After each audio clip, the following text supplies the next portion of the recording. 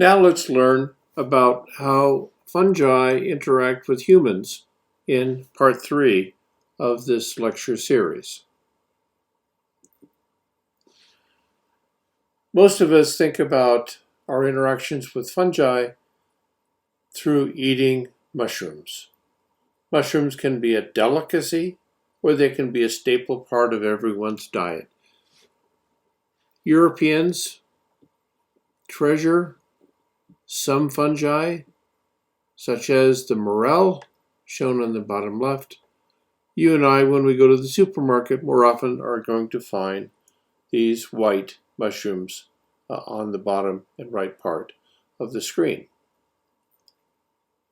Fungi are an important part of human diets around the world. They provide vitamins, minerals, and to some extent, the protein that's in your diet.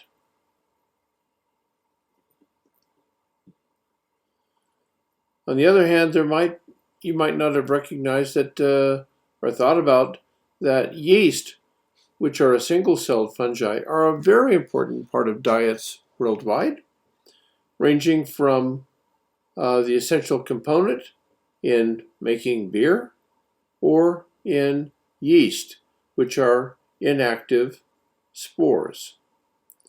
In both the case of rapid active yeast and in brewing of beer, the carbon dioxide that's in beer comes from respiration of the yeast.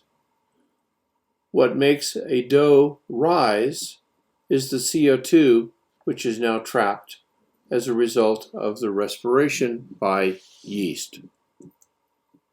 On the other hand, we often find that fungi are associated with food spoilage. In this case, we tend to use the term mold, but mold are fungi, whether they are rotting the lemon, ruining the bread, the strawberries that I forgot to eat, or the cheese that has been left in the refrigerator for far too long. These are pretty clear indications of just how widespread fungal spores are. On the other hand, you and I eat fungi in the form of hyphae all the time.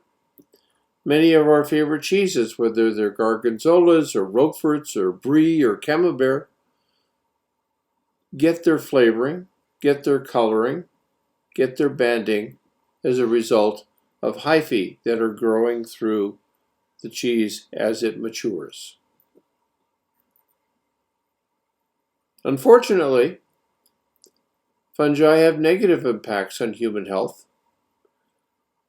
ranging from athlete's foot, shown at the bottom, ringworm, not shown, vaginal infections, not shown, oral thrush, that yucky image on the right, which is actually a yeast, or in our part of the world, valley fever.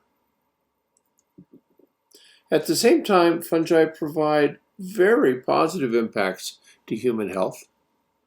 Shown here is a picture of Alexander Fleming, the discoverer of penicillin, which is produced by the fungus Penicillium. He discovered penicillin in 1928, and a mere 14 years later, it was used to treat bacterial infections.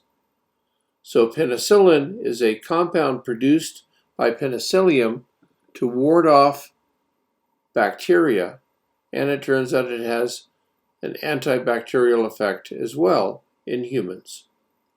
Leave your fruit on the table too long, and you'll often find a penicillium mold growing on them, such as you find here in this mandarin orange. Penicillin is one common antibiotic. Amoxicillin, also produced by fungi, is another. At this point, please stop the video and let's test your understanding of what we just learned. After you've written down your answers, restart the video to see if you have the correct answer.